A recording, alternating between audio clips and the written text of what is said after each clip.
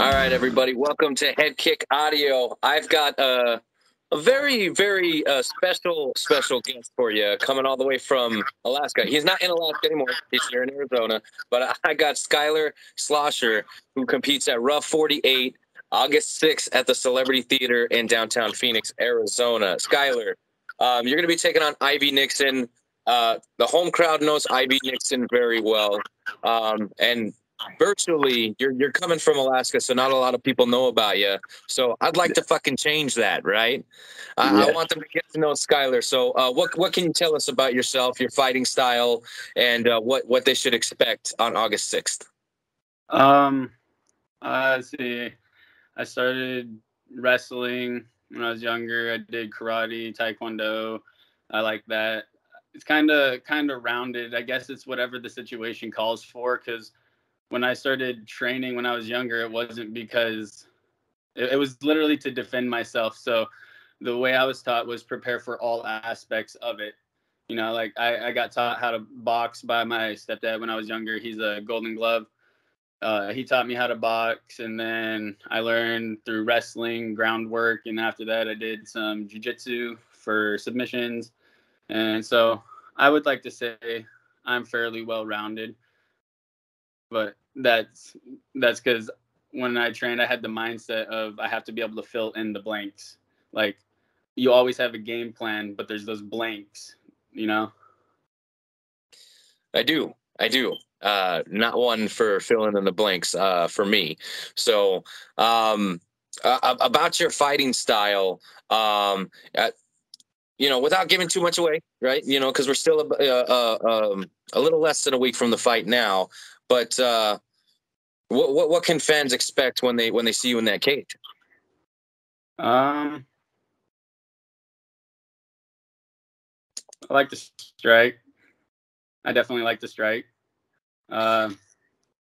Probably aggression.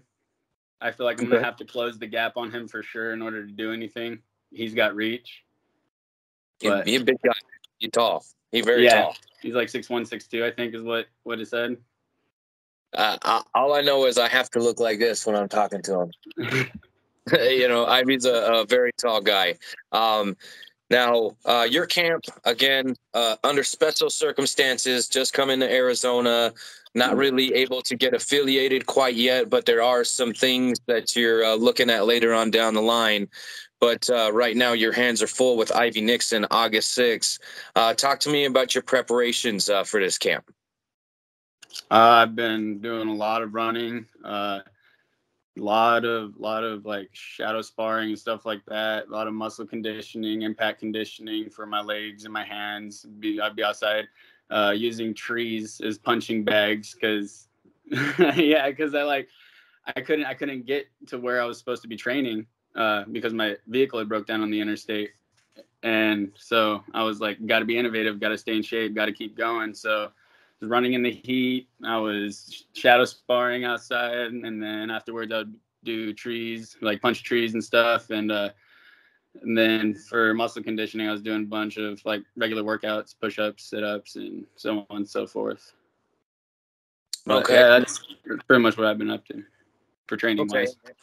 And 4-1 as a pro. I haven't been looking. I didn't get a chance to look at your finishing ratio. But have you won any fights via finish? So far, no. It's been submission or no. I had a stoppage actually. I had a stoppage. They stopped it, but it wasn't a KO. It was a TKO, I guess. They stopped it because he wasn't able to continue. Okay, so a TKO, technical knockout, and then you got some submissions on your record, which it shows me that you're well-rounded. Decisions, TKOs, and it shows a well-rounded game, which is what you're going to need for somebody like Ivey Nixon. Ivey Nixon, yes, he trains at a renowned gym. He's got all the skill sets. So, and he brings in a lot of height and a lot of length and a lot of footwork. Now, these are things that in a gym, your team would be able to help you prepare for that. Have you been doing this all solo right now? I got down here. I went to the gym that I had scheduled for about a week and a half, 2 weeks before my vehicle broke down, and then the rest has been solo for the last like month and a half. Yeah. So have you been able to watch any tape? Oh yeah, I've been studying, and I will go in, I'll meditate, and I'll figure out like what I can do to benefit myself from how he fights and stuff. So I've been watching his fights. I've been studying, catching up. I mean, everything that I can do because I don't have that extra assistance at the moment. Okay, so pretty much you're having to be a jack of all trades, the master of your own camp.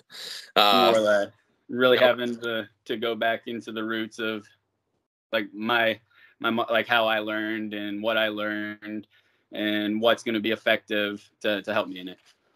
But you know what? That's some real shit. That's some real shit. You know what I mean? Now, dedication.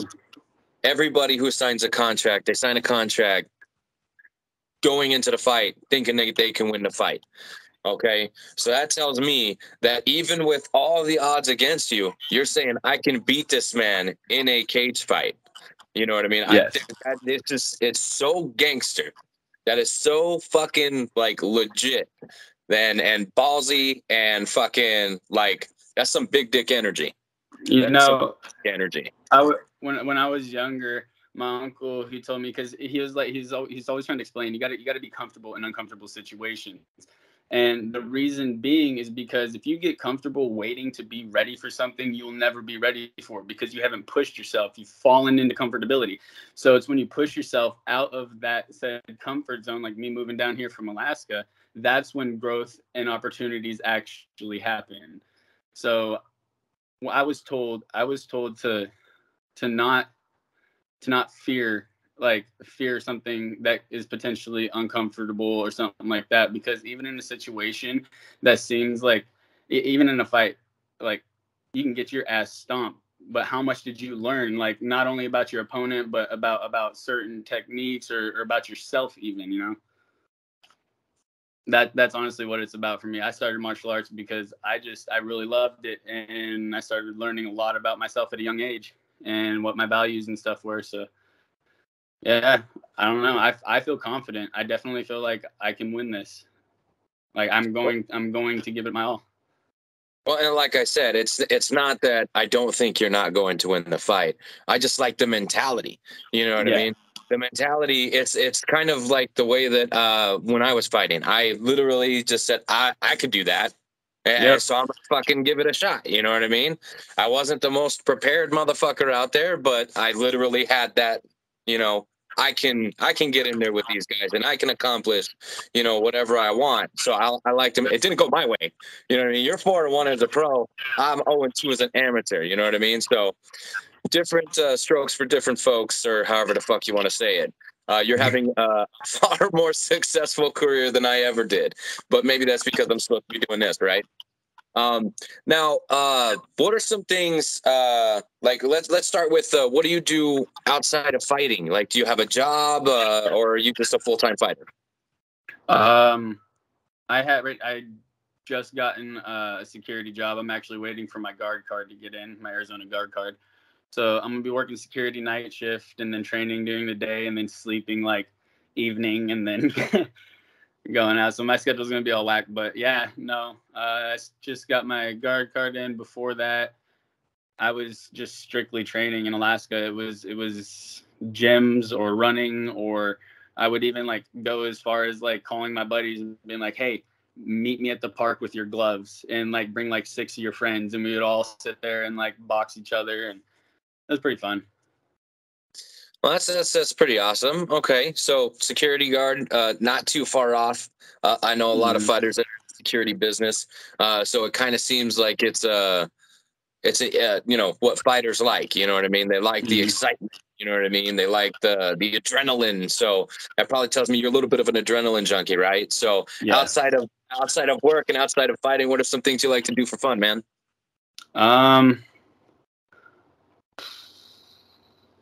Outside of work, I mean, fighting is my fun, honestly. So I got sucked into fighting. I'd say on a day to relax, I still end up shadow sparring at some point throughout the day. But Yeah, no, I can't really think of anything. I'm pretty devoted to to fighting, and the security job, I went for that only because it was in the realms of what I like to do. So, you know, I like to help people. Okay. As well, a healer, and a fighter. It's funny because, you know, MMA, and then before this in Alaska, I was actually looking at getting into getting my PCA certification. But, there you go. But other than fighting and stuff actively, I don't really do a whole lot. Okay. I mean, that's a lot with a lot of fighters, right? They're so focused and so driven on their careers, which I'm gonna have to, you know, get in a fight myself after we get off this call, because I don't know if you can hear my children in the background, but you know, fighters are so devoted, and they're on a path. You know what I mean? They're on a war path. The commitment level is like, MMA fighters are some of the most committed people to their sport, you know, than almost any other sport, because there's so much that you have to do, so many different things that you have to train, and so many things you have to learn. You know what I mean? I'm not saying that basketball and football and all those other sports aren't technical, but there's, you know, bouncing a ball and shooting in a fucking hoop. You know what I mean? Compared to having to know your body at 100%, like you have to be able to. It's about how well you know your body. Honestly, a fight is. It's how well you can maneuver your body. Athletes in other sports take it to that level with their nutrition and their you know, strength and conditioning like that. But I think MMA in general is on a whole other level. You know what I mean? So now everybody that comes on my show, they have to answer this question, okay? And you are no different. So on Saturday, because the fight is this coming Saturday, when the ref raises your arm and Dave Velvet announces you as the winner, I want to know how you are going to celebrate with your victory meal. My victory meal. Yes, your victory meal.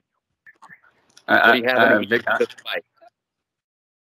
I wasn't aware of a victory meal, man. I've never gotten like a victory meal. I normally show up to what they call like the after parties, but that's about it. That's what I'm saying. Or are you going to celebrate your win with the food? Come on, man. I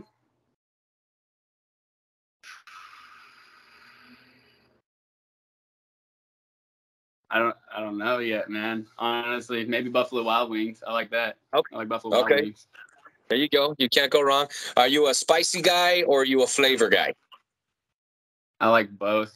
I usually get like a really hot one and one that's like really flavorful, or I'll get it and I'll get both the dips. Okay. And I'll like mix it. There you go. See, you can't go wrong. Wings is okay. You know what I mean? You got to get the carrots and the celery though, because we got to keep it some sort of healthy, right? Oh yeah, for sure. Plus, I love the carrots and the celery. That's like the first thing I eat. You know what I mean? All right. Celery's so really good. All water. Yeah, B-dubs is okay. We're gonna wash it down. What are we washing it down with? Water. We don't drink any beer, any sodas, any milkshakes, anything like that? No, actually, I quit drinking in Alaska. Like the most I've had is one. I had one Mike's Harder down here in Arizona, and that's it. But we came down here to take care of my girlfriend's mom, actually, and raise awareness for Korsakoff syndrome, which is alcohol-induced dementia. Oh, okay. Yeah, that is what my great-grandmother had. I'll tell you that. So we're taking a stand while with her and while doing all this and taking care of her, and we're just not drinking. Like I broke down and I had a day where I was like, yeah, no, I need a beer, but that was about it. Okay, well, I like the giving back to the community, raising awareness for, you know, what did you call it again? I'm sorry. Korsakoff. Korsakoff, yeah, raising awareness for Korsakoff. Again, that's probably something that runs in my family, because what you explained is pretty much, you know, right down the lines of what happened with my great grandma before she passed. So I can definitely respect it. So water it is, baby. It's good for you too. You know what I mean? There's nothing wrong with a little water. You know what I mean? So too much and then you're drowning, right? So just be careful you don't overdo it, because, you know, nobody likes to drown. Yeah. Nobody likes to drown. But speaking of drowning, I'm probably drowning everybody with this one. August 6th at the Celebrity Theater in downtown Phoenix, Arizona. I got Skylar Schlosser. He's going to be competing at lightweight. He takes on Ivey Nixon. Now, I'm not sure where the pecking order is in the card, right? But this has got to be near the top or... For on the card, I think he said it may be the main event. He's looking at it. It might be the main event fight. So yes. So we may have been elevated to main event status, which, yeah. I mean, I'm hoping so. I love lightweight just as much as the next motherfucker. And I think that's an exciting fight. I think I think fans are in for a treat. I really do. Now, of course, at the end of my interviews, before I get anybody out of here, I give them as much time as they'd like to thank anybody that's gotten them to their career at this point. Go ahead, man.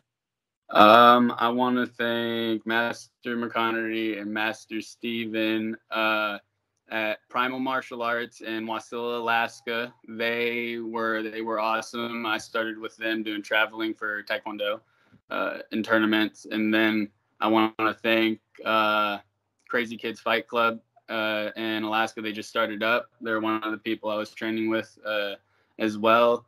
And I want to thank my aunt and uncle, my grandparents, my mother, and my girlfriend for supporting me through all this. Because, like, I'm gonna be honest, when I sold everything, I barely had enough to get the ticket. So she was like, "I'm just gonna pay for the ticket and get you down there as long as you can help." And I was like, "Yeah, fucking." So I love the support from my whole family and from everyone who's trained with me. Well, like I said, I think you've got a gangster approach, and like I said, I like the energy that you're bringing to the cage. You and Nixon, high energy. It's gonna be a fucking badass fight, and I can't wait to call it. Because again, I'm the commentator. I got the best job. You know what I mean?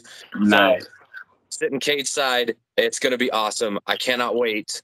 Again, August 6th at the Celebrity Theater. Hey, I didn't fuck it up this time. Like this whole interview. I said August 6th every single time. I've been struggling with it with every interview, man. Every interview. August 6th. It doesn't really roll off the tongue, but we got it done here. Again, Skylar, before we get you out of here, you're going to have a fighter code, right? So if anybody wants to purchase the pay-per-view, you get some of the profits here. So what is your fighter code? Skylar, Skyler. Okay, and that's in all caps. And of course, I'll have it here somewhere on the screen, usually at the bottom, so we can get that done so you can make some of that cash. Also, if you have any tickets left, hit up my guy on social media. Where can they get you? I actually didn't get any hard tickets because I don't know anyone in Arizona. And okay. I was focused on getting my apartment before I went door to door trying to sell some tickets, because I didn't want to get caught. I didn't want to like end up owing money for all these tickets that I thought I could sell. I gotcha. Well, then where can they follow you on social media to follow you on your journey? Follow me at the Wolverine 907 for my TikTok and Instagram, and my Snapchat is also Wolverine, and then I have another one which is Primal Contender. I think I've heard that one other time. Somebody else uses that. Primal Contender? Oh, okay. I don't know what it is, but... Oh, no, I just, because Primal Martial Arts was the gym I trained out of, I thought of Primal Contender because another, like, meaning driven from the word primal from its origins means untouched or of natural instinct. Oh, the Primal. That's not a platform. No. That was my Snapchat name as well as the Wolverine. I have two of them. One for promotion and one for just like talking and chatting with people. I gotcha. I know there was another weird like social media out there that somebody was using that they, on this little part right here, they had said something, but I had never heard of it before. I thought that was maybe it, but I guess not. That's just a username. So again, follow Skylar on, if you use any of those platforms, follow him there. If not, come out to the fights at the Celebrity Theater. It's always fun. Again, RUF48. It's going to be a fun show. I can't wait to meet you, shake your hand in person, and then call your fight afterwards. And then, get some wings after. You know what I'm saying? Oh, hell yeah. Water's important. Like I said, water right here. I got locked and loaded everywhere I go. All right, my mans. We'll see you in a week, buddy. Right on. Take it.